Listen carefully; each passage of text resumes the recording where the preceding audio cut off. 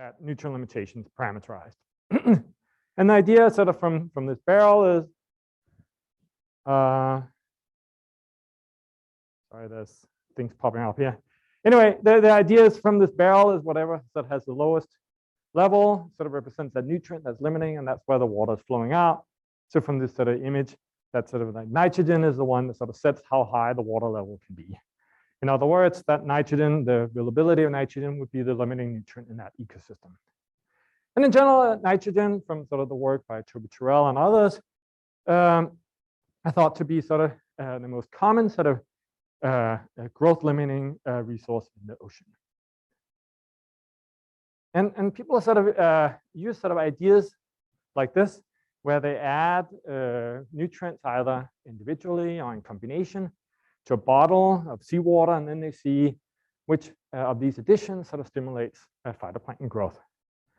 And Mark Moore did a compilation now nearly a decade ago of all the different experiments where people had done this. And you can see on the map, there's a lot of dots, but I think there's 68 in total. So 68 different places in the planet have we at one time point, one snapshot in time, have we sort of assessed which nutrient limits growth. And from this map, you can sort of see that there's a lot of green dots. That's nitrogen, and sort of the thought in general, as I said, right, nitrogen is sort of the more common one. And then there's sort of these upwelling regions where we have ion limitation. When you have a high nitrate, that's sort of the background color. There's potentially some phosphorus co-limitation occurring in the Atlantic Ocean. But, for example, Eric Davidson once said that, you know, maybe a lot of these sort of ideas of co-limitation is just that when you add nutrients, you're quickly going to run out of the next one, especially in low nutrient environments. So is this co-limitation, or is it just a quick exhaustion of a non-limiting nutrient? And so he, for example, was quite skeptical about this idea of widespread co-limitation. But the problem with these experiments, and the way we sort of have traditionally thought about nutrient limitation, is that there's a lot of really complex ecology and evolution of the traits that are involved in nutrients occurring when cells get stressed by a particular resource. So for example, organisms might adapt to nutrient stress by improve the nutrient uptake by like overexpressing their transporters. They might access alternative forms. So for example, organically bound nutrients, if there's not enough of the sort of more easily available inorganic form. Or they might lower their demand, sort of be frugal with this limiting resource. There's also the possibility that the community is going to rearrange the symbol differently when you're stressed by a nutrient. For example, you might have invasion of species with less need or improved uptake, or you might have sort of a completely new functional types appearing, for example, nitrogen fixer. Right? And so if we just sort of take a general thought, right? If let's imagine a community that's limited by phosphorus, they start to produce a lot of very nitrogen-rich transporters in order to increase the uptake of phosphorus. All those transporters takes up a lot of nitrogen. So by the time we come by and look at the community, they might seem to like they really need more nitrogen, but in fact, they needed all that nitrogen because they were trying to deal with the problem of phosphorus. And so these sort of short-term nutrient addition experiments may not really capture this sort of complexity of the ecology and evolution of these various functions, these traits that are involved in nutrient uptake when cells in the ocean become stressed by the resource. However, all this adaptation and ecology, we can read that out from the genomes, from the biological diversity in this community. So I'd like to pose this idea that we can use that omics-based information to tell us a very rich story about how the organisms adapted and the community might have assembled, the ecology of the community, to deal with this underlying resource stress. So in other words, these genomic variations could become a biosensor for biological processes and the environmental stress. Tell us about the environmental stress that they're experiencing. All right. So now we should enter the star of today's talk, which is Prochlorococcus, right? And many of you have probably heard of it, but for those of you who are not familiar with Prochlorococcus, it's the most abundant photosynthetic organism in the ocean. It's a small marine cyanobacteria, and it reaches a very large population size. So there's about 10 to the 28 cells in the global ocean. It fixes a very large amount of carbon every year. It might be the organism that fixes the most carbon of any on the planet. And it, importantly, it's present in pretty much every sort of nutrient-limited environment, a marine environment. And the last detail that's important, will become important later on in my talk, is that they grow really fast. And so that means that there's also very rapid selection for individual genotypes. If we sort of look at the biological diversity within Prochlorococcus, there's some traits that are really sort of very organized along the phylogeny of Prochlorococcus. Here's an example of a light adaptation, whereby sort of half of the Prochlorococcus radiation is adapted to high light, and the other half is to low light.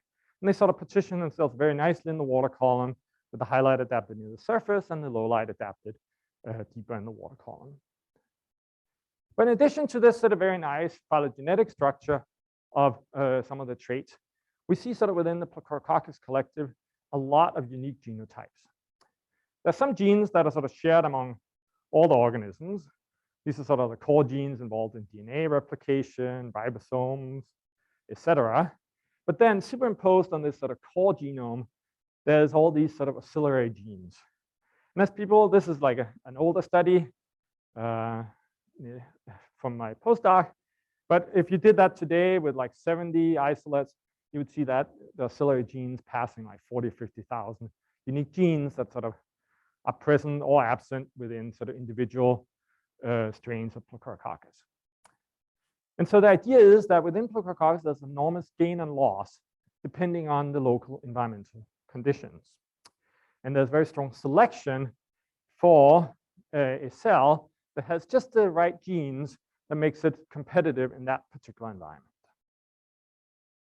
So here to just give you one example, which is about phosphorus acquisition in Prochlorococcus. And what we can see is that in one strain here, there's sort of a variety of genes encoding for some key traits involving dealing with low phosphorus. For example, there's some genes that are involved in regulating the system. There's one that's an alkaline phosphatase that allows you to access organic forms of phosphorus. There's some transporters to take up dissolved organic phosphorus. There's the dealing with arsenate problems when you're in low phosphorus environments. And then there's some transporters. And what we see when we sequence sort of multiple genomes of Prochlorococcus, we can see that there's some strains, like the MED4 strain has like a big complement. It has all these different genes. But the closest related isolate to MED4 is this MIT 9515, has pretty much lost all these genes. And that's because MIT 9515 was isolated in an environment where there was quite a bit of phosphorus. So this cell was likely not very stressed for phosphorus. If we go among some of the other strains, again, we see that some have a lot of these genes and other strains lack them altogether. So the gene gain and loss of nutrient traits is very important in the evolution of Prochlorococcus. If we go into some natural populations, we can sort of see really how this plays out. Here's from a sample from the Sargasso Sea. This is sort of a really low phosphorus environment. And we can see that, and then we calculate sort of this population frequency. Basically see how often do we see sort of a Prochlorococcus gene involved in phosphorus acquisition. And then we divide it by so how many Prochlorococcus cells are there in that particular environment. And so if that ratio is close to 1, that means that pretty much every member of the population has a gene. Whereas if the ratio is close to 0, that means that only, then that gene has been lost in the population. And so you can see here from the Sargasso Sea, sort of within some variance in doing this, pretty much all the different genes are present in most Prochlorococcus cells in that population. If we go to the Caribbean, the Gulf of Mexico, we can again see that most of these genes appear. And both the Gulf of Mexico and the Sargasso Sea are sort of notoriously P-stressed environments. However, if we go to the Eastern Pacific or the Indian Ocean, where the surface phosphorus concentration is orders of magnitude higher, we see that these genes now are more or less completely lost from the populations. All right. We've done sort of similar work for acquisition of nitrogen, where we see that populations sort of, everyone can take up ammonia, a subset can take up urea, an even smaller subset can use nitrite, and an even smaller subset of that can use nitrate. And the chemist in you might sort of see that there's a change in the oxidation state as you go along this axis. So, and that's because Prochlorococcus want to reduce it all the way down to ammonia to build it into proteins. So therefore, nitrate has sort of the least favorable chemical composition. And that's probably why if they cannot get the other forms, then they will eventually use nitrate. But that is energetically the most costly form. If we look at iron acquisition, it's the same story. When cells get really stressed for iron, they start to increase the uptake. And when they're really, really stressed, they start dropping proteins that contains iron in them and replace them with non-iron forms. So I would like to propose that we can use these sort of changes, this evolution of Prochlorococcus, as a biosensor for examining which regions of cells limited by nitrogen, iron, and phosphorus. And the idea is, like, we have sort of like this global Prochlorococcus collector that gets mixed around into the ocean. When you reach an environment that is very nitrogen low and very low in nitrogen, you have a selection then for members of that collective that contains these various genes that enables it to grow well under nitrogen stress conditions. And we start to see an increase in the frequency of those nitrogen acquisition genes. Similar for low phosphorus environments, but there you see an enrichment in the phosphorus acquisition genes. And the same thing for iron, you start to see a increase in the frequency of the iron ones. But then if, for example, the iron genes are not of much use when you're in a low phosphorus environment, so therefore the population starts dropping those genes when they don't need them anymore. All right, so as part of a project that I'm involved in called biogeochemistry, we've gone out to a lot of different ocean regions on some very long cruises. And so over the last 5 years, we collected about 1,000 DNA samples from all ocean regions. We sequenced them, metagenomics. So a lot of sequences that then gets ground up in the bioinformatic pipelines. And then we estimate the genes that are involved in nitrogen, phosphorus, and iron stress. And also because we know something about the biochemistry, as I was telling you how you would switch from ammonium to urea, nitrite, nitrate, we can also classify them into sort of high, medium, and low stress. So let me sort of show you a little bit of how such data might look like. This is from a transect from the UK to the Falkland Islands. And that got cut off a little bit.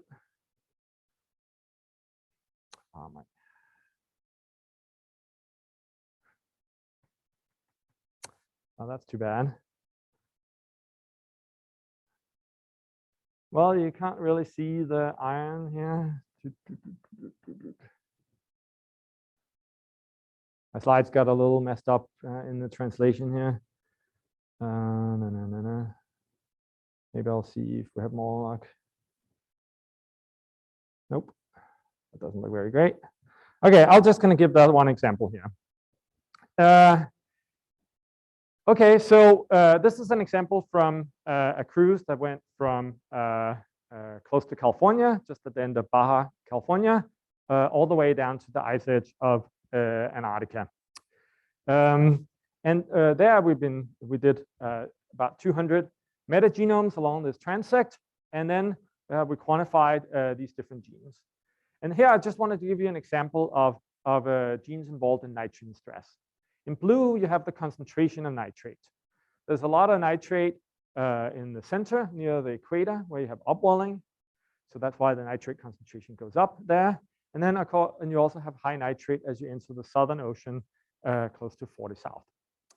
If we now look at the genes that are involved in nitrogen stress, we can see that sort of in the North Pacific gyre as well as the South Pacific gyre, there's a high frequency of urea acquisition genes. So as soon as sort of they enter sort of the gyre conditions where there's low nitrogen, then the urea gene starts to appear. Whereas in the presence where there's a high nitrogen concentration in the upwelling zones, these genes are more or less gone. Also, what you can see is that when you get into the gyre core, this is really obvious in the South Pacific subtropical gyre, then in the gyre core, they're extremely nitrogen stressed. And it's only in the gyre core that they also start to assimilate nitrate. So you have this sort of wide region where they're assimilating urea, except when there's a lot of nitrogen in the system. And then in the gyre cores, then they switch to the hardest resource to get, which is nitrate. What you can also see is that there's a complete anti-correlation between the availability of nitrate and the nitrate acquisition genes, right? That could potentially look, sounds a little counterintuitive, but that's because nitrate is the hardest resource. So it's only when you're really nitrogen stressed that they're going to go for it.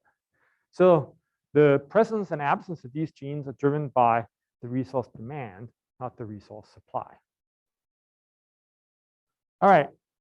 So all this work to this map, and I've been staring at this map myself for many, many hours, because this is the first time where we had a global assessment, basically, of where in the world are cells stressed by different types of resources. And there's just sort of like a couple of different patterns that I would like to point out. For example, in the central equatorial Pacific, you have iron stress, just like what all those iron addition experiments showed. So that's a nice confirmation of this type of data. We see there's widespread nitrogen stress. Most of the ocean is indeed nitrogen stressed also by this metric. Then we see sort of like a high concentration of P limitation in the North Atlantic. That's probably because of all the dust coming in, stimulating nitrogen fixation. And therefore, it's iron that they're running out of. Even in the Red Sea, where there's been suggestions of P stress, that's exactly also what we see here. But then we also see regions for which we had very little knowledge, like the Indian Ocean, for example. Who knows what limits productivity in the Indian Ocean? I certainly did not. And there we can see that there's sort of like some complex nitrogen limitations. But for example, up in the Bay of Bengal, we see sort of strong phosphorus limitation that for sure I did not know would occur, and so forth.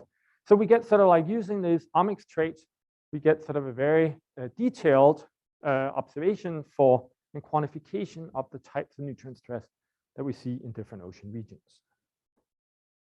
We can also validate it. For example, we compared to the bottle experiment compiled by Mark Moore.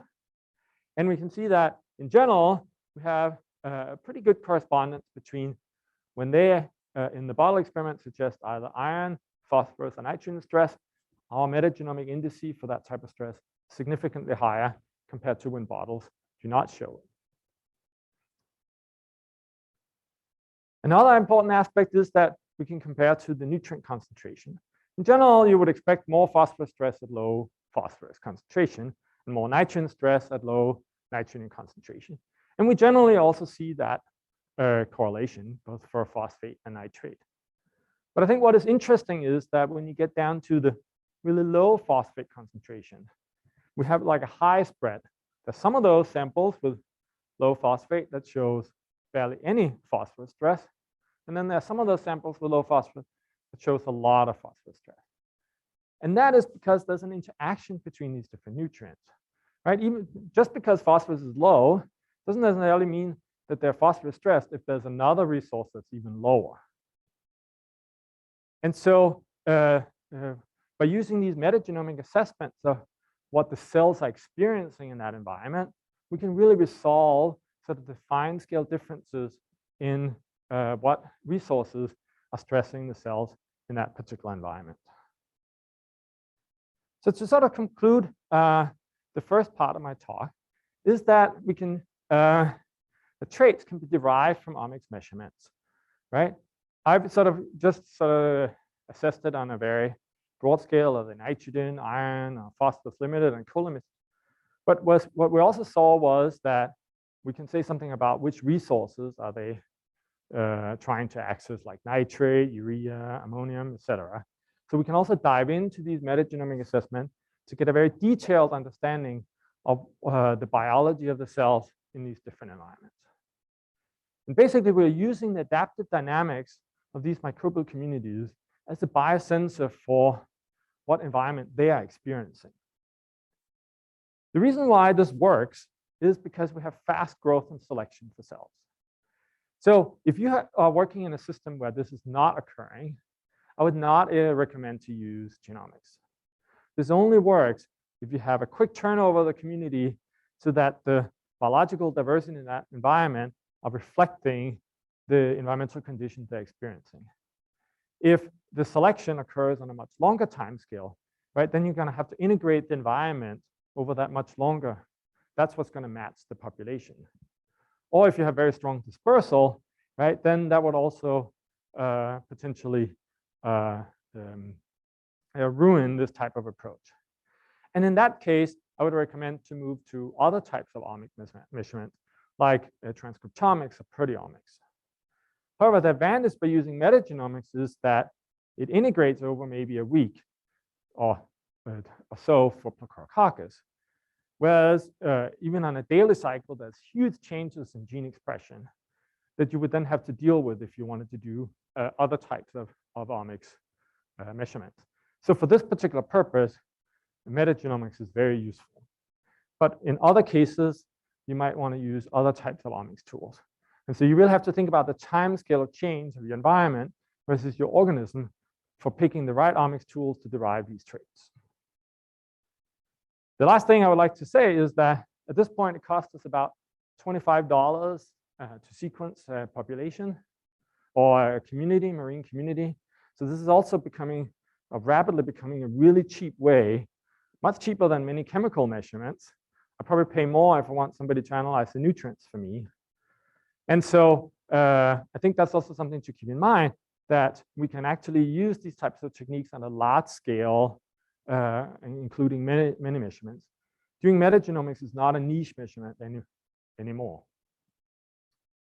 All right, I want to sort of to give an example of how we can use some of these traits and this approach to not only to learn about, okay, where are different elements limiting productivity, but also using these traits to understand other aspects of ocean biogeochemistry. So as David alluded to in the beginning, I've had sort of a long interest in understanding the elemental composition of marine ecosystems. And this all sort of comes back to sort of old biogeochemical theories, like around the Redfield ratio. Sort of linking the supply of nutrients, the elemental composition of the supplied nutrients that comes into the surface with the sinking flux and things like sequestration of elements in the deep ocean. Right, and so Redfield, nearly 100 years ago now, right, formulated a very nice set of theories where he sort of matched up the elemental composition of the surface community with the chemical composition of the deep ocean. And he sort of proposed a couple of different things. First of all was that as the elements come up, right, they shape the chemical composition. The ratio in which they're supplied shapes the elemental composition of what the cells become through evolution. And so therefore, the production of biomass, right, reflects the environment that they're seeing, essentially the chemical composition of the different resources coming up. But then as they're sinking, right, the nutrients are then released, and therefore they're putting an imprint on the deep ocean chemistry. And so the supply and remineralization of nutrients, right, are tied very closely to each other through the biology of the surface plankton. He sort of proposed that it sort of adhered to sort of a fairly constant ratio of 106 carbon to 16 nitrogen to phosphorus.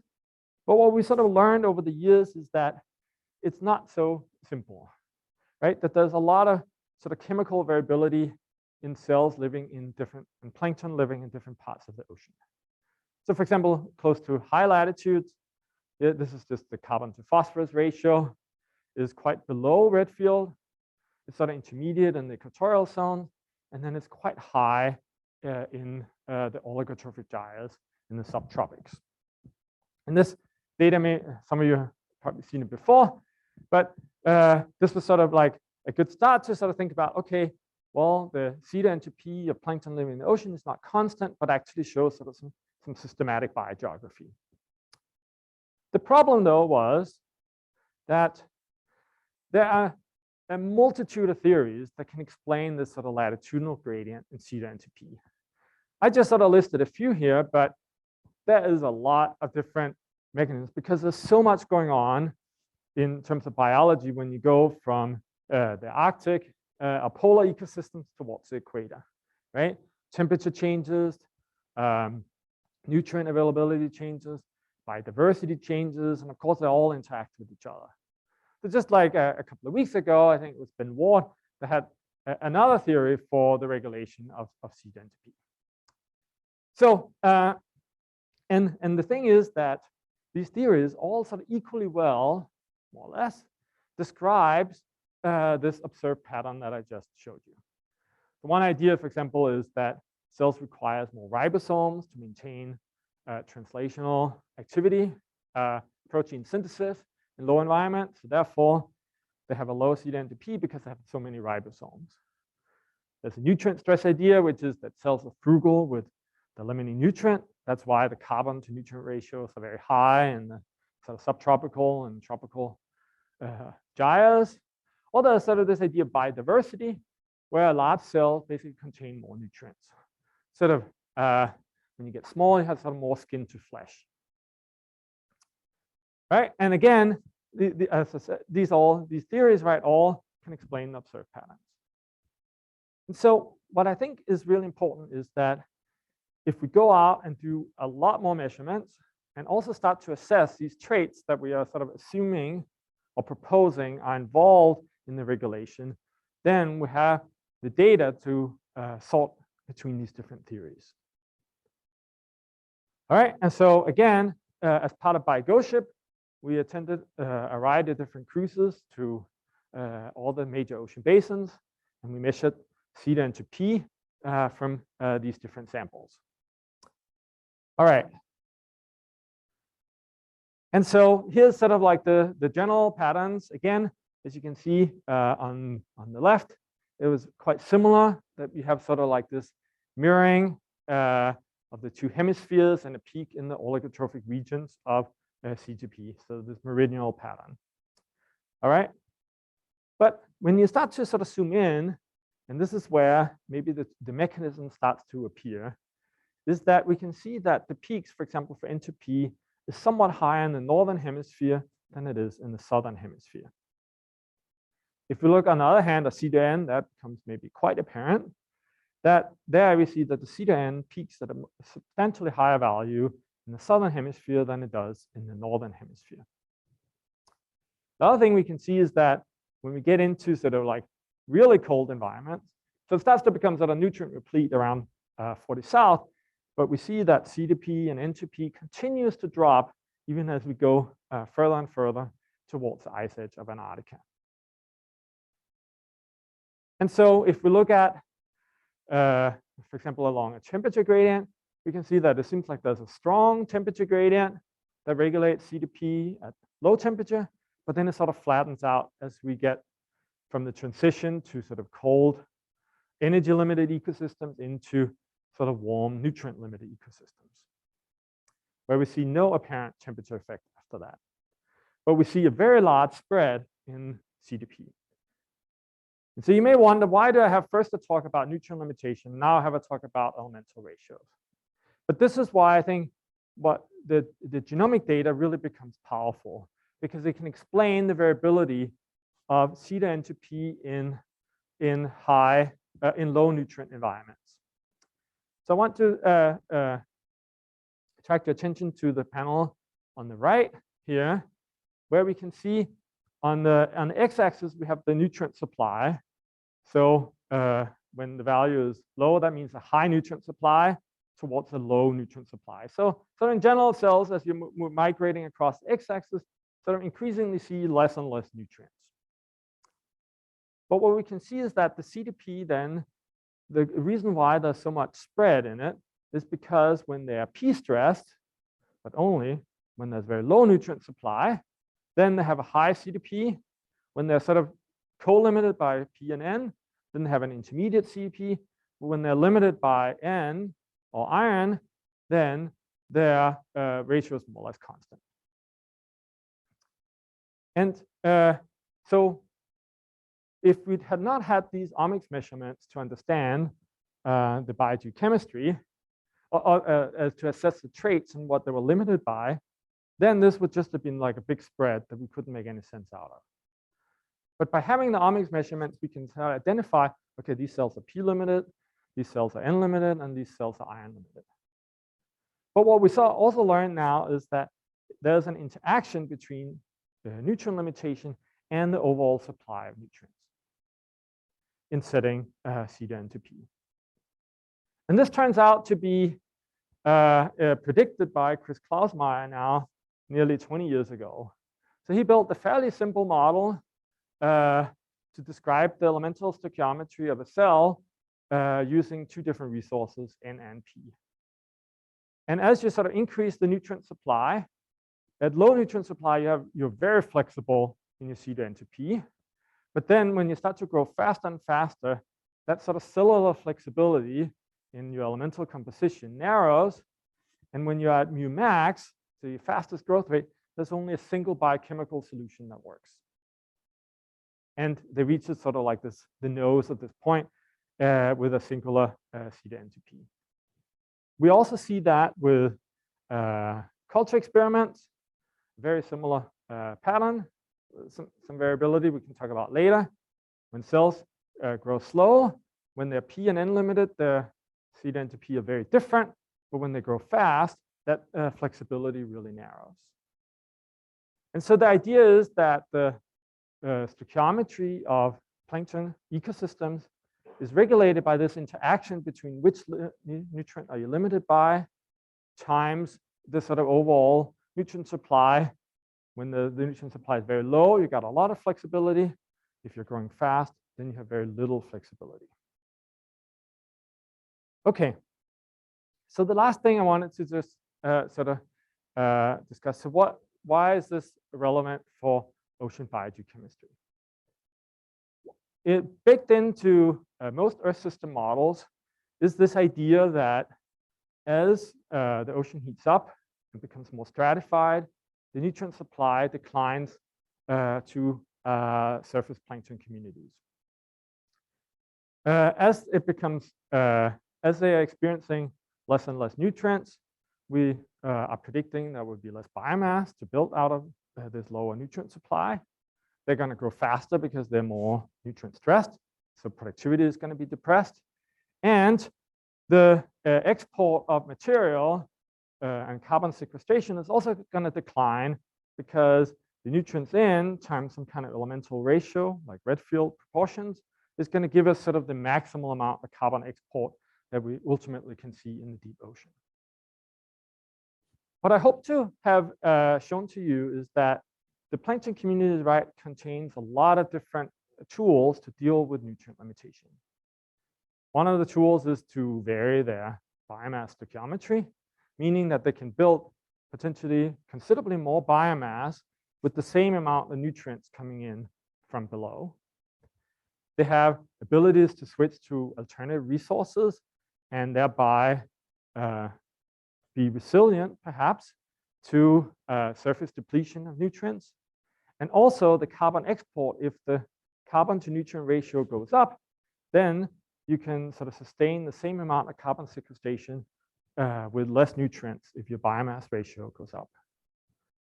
And so what I hope to, what I would like to argue is that we need to understand in much better detail what is the adaptive potential for cells to deal with nutrient stress, and what are the implications for how much biomass gets formed in the surface ocean and how much carbon can be exported into the deep ocean.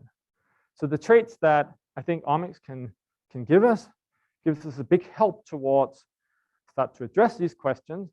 But I think the next steps that are important is to now understand what is the impact on sort of these major biogeochemical features.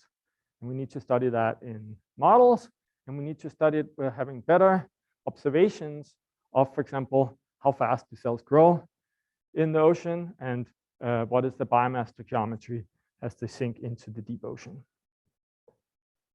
So with that, I would like to have my second conclusion, which is that ocean-based descriptions of traits can capture the variation in nutrient limitation. And I think these traits are super important for understanding surface ocean biogeochemistry. I also want we have learned sort of that the interaction between how much the supply rate of nutrients, but also how they respond to differences in P, N, and Fe stress is important for the low latitude elemental ratios. And we see a consistency between culture experiment, the trait model, and in situ CNP measurements, which I think suggests that maybe we're starting to understand some of the key factors that are regulating C to NTP in the ocean. And finally, I would like to advocate that we need a lot more surface ocean biogeochemical measurements in order to test the ideas that we are coming out of these different trait models and biogeochemical models against actual observations, because I think that will really help us understand better how key biogeochemical features are regulated. With that, I would like to thank you and take any questions.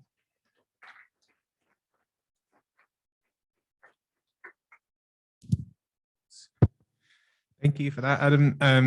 I'll just say a couple of words about how we're going to try and manage questioning.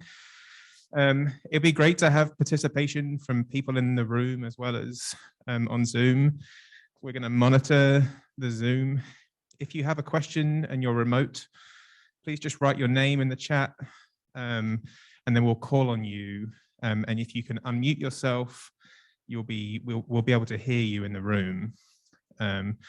So we'll try and balance participation between remote people and people in the room. Since I've got the mic, I'm going to ask the first question. Can you envision a time, this is probably a difficult one to answer, can you envision a time when these genes will be able to be linked quantitatively to rates of uptake or rates of carbon fixation? Do you think that's feasible to do? Well, I'm not sure that doing genomics is the best tool for that problem. I think there's other omics tools that would be much better for like an uptake rate measurement. I think proteomics would be an excellent tool there because you get the transporter concentration. So I would imagine that that's probably much closer tied to a question of nutrient uptake. And so I think that there has been sort of a tendency to just like drop everything into a bucket and call it omics, and then say we need omics measurements, and then we're going to learn all these magical things about how the ocean functions and other ecosystems for that sake. But I think one can really, if one thinks a little harder about it, I think the individual omics measurements can really be tool or used for particular questions. And I think we should be a little smarter about sort of what exactly are the particular omics tools for a particular question. And I think it's not like one is always better than the other. It really depends on what type of question and biological organization that you're looking at that makes you pick the particular omics tool.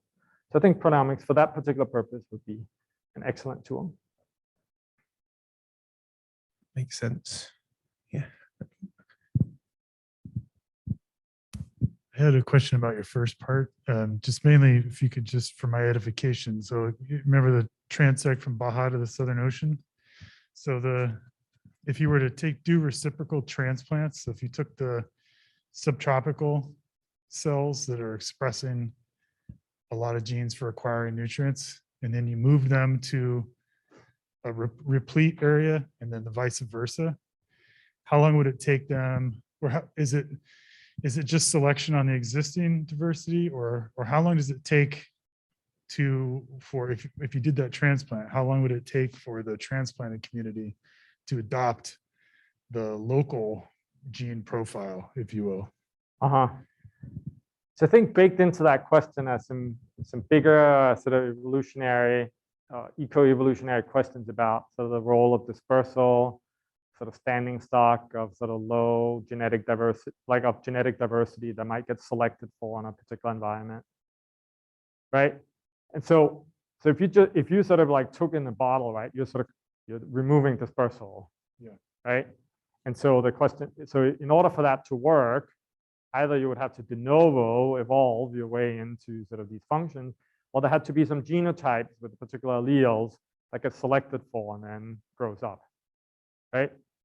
That would be the way that could happen, right? And so I don't think anybody knows truly the answer to something like this, right? We know that in Prochlorococcus, when we go out to a particular environment, there's a lot of genotypes of low concentration. But are they all there, or what does that even mean for population dynamics? I don't think anybody can answer that. I think dispersal is also relevant because these systems, right, are not like it's not like just a little spot in the South Pacific that's iron limited or nitrogen limited or whatever. Right? It's like a huge area, right? And probably at the edges, you have sort of like slight variations on the conditions, and then there's sort of a slow gradient towards the core. There's a lot of the dispersal doesn't mean that you need a cell from like the Indian Ocean to come over when you switch from N to P limitation. That's probably somewhere within that pool development genotypes. And so I think there's this sort of standing stock of genetic variation, but of course also a lot of mixing. I think that's what ultimately drives. I don't think there's a lot of de novo mutations, because it's it would probably take 1 million years to go from one of the N stress types to an iron stress type, or maybe even more than that. A long time, right? These are big genetic changes. So I think it mostly is selection rather than de novo mutations that are driving this system. But that's just my own. I'm sure there's lots of other opinions about that. Thank you. So we have a question from Ben Ward, who's online. And Ben, if you could unmute yourself, you can ask your question. Hi, can you hear me? Can you hear me? 1 second. No.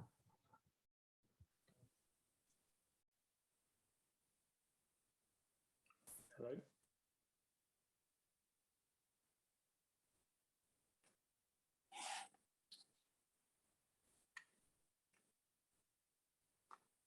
Yeah, I could hear him too. Hello?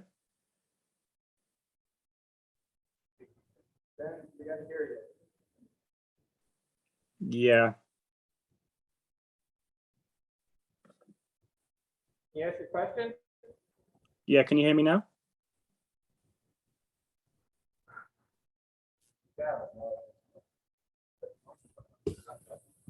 Hello? What about now then? Can you hear me now?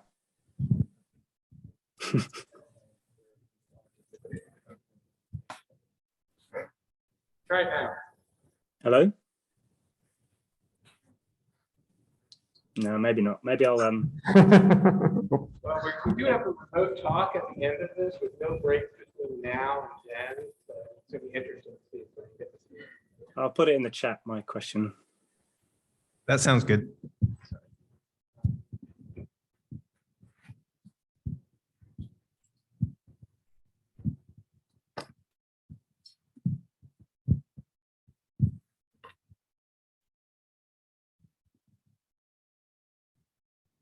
Let's see. Where,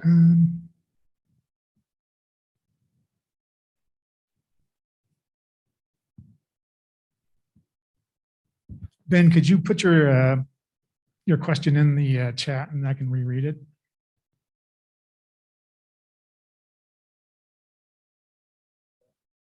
We should be able to hear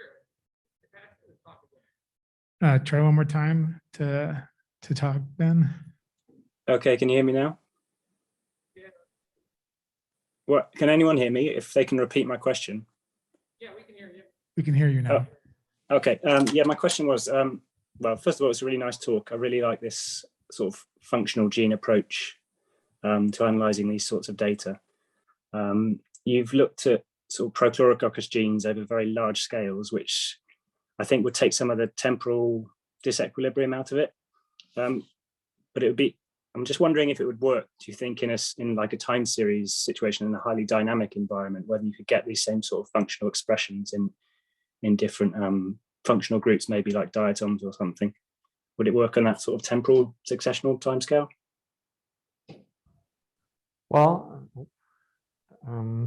okay. Okay, can you hear me? Okay, I think that I think the key is to sort of think about what is sort of like, if we think of it sort of mathematically, what is sort of d process dt versus d evolution dt, right? You kind of want to have some kind of alignment between the selection rate and the process rate, right? If one is too fast, right, then you're going to miss that.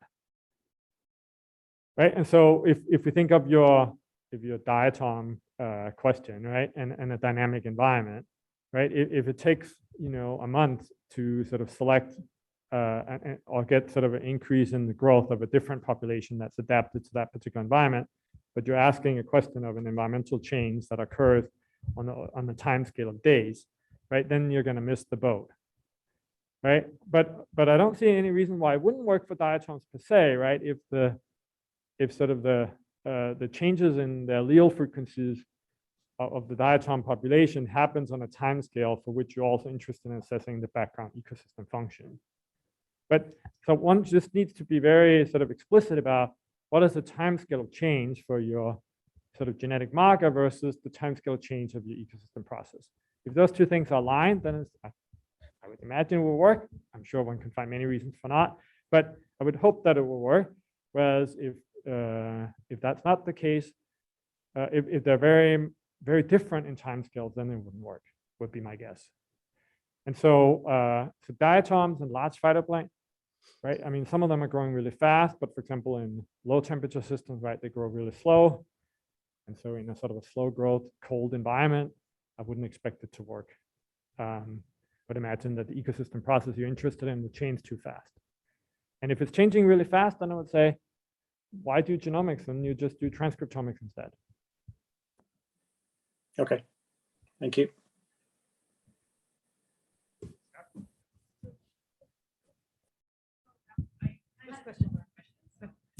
Actually, mine's somewhat similar too, because it was all of the results that you showed here were for Pro by itself, and so it was the question is how easy would it be to adapt it to mixed communities?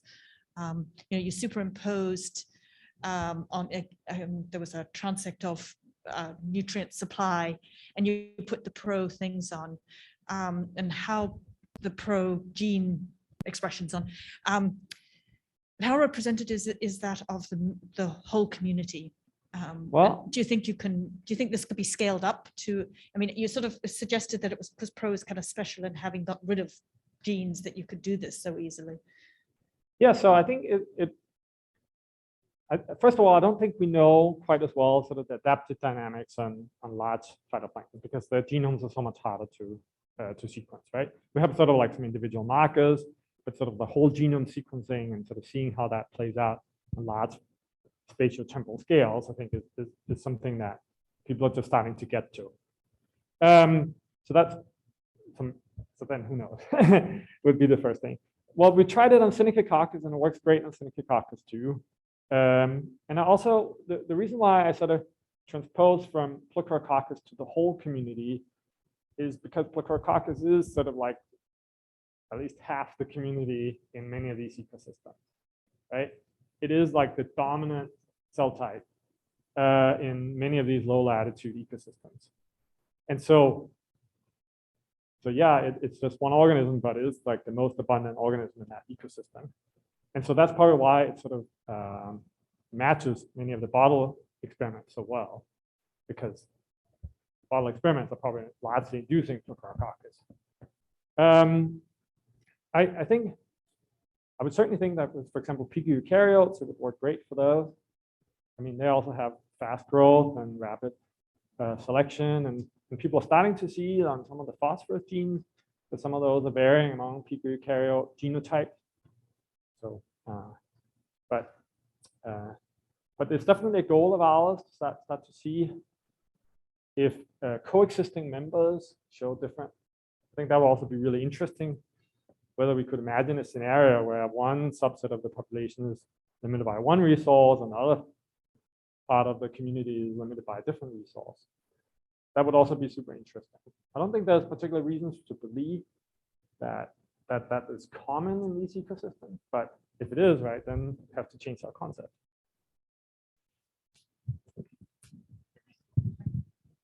Any other questions?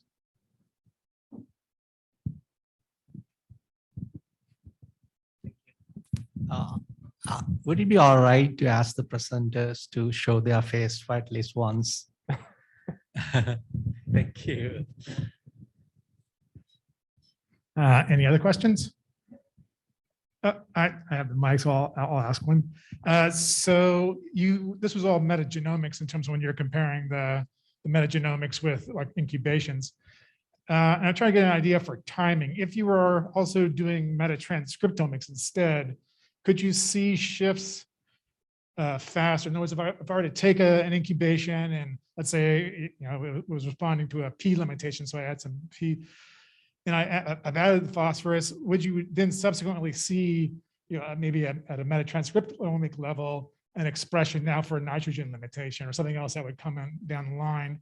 I guess I'm getting at the question is, would it be better to go out and use metatranscriptomics or metagenomics to try to get at these limitations? Well, I mean, so I tried to make the argument that for this particular scenario, I think metagenomics is the right tool.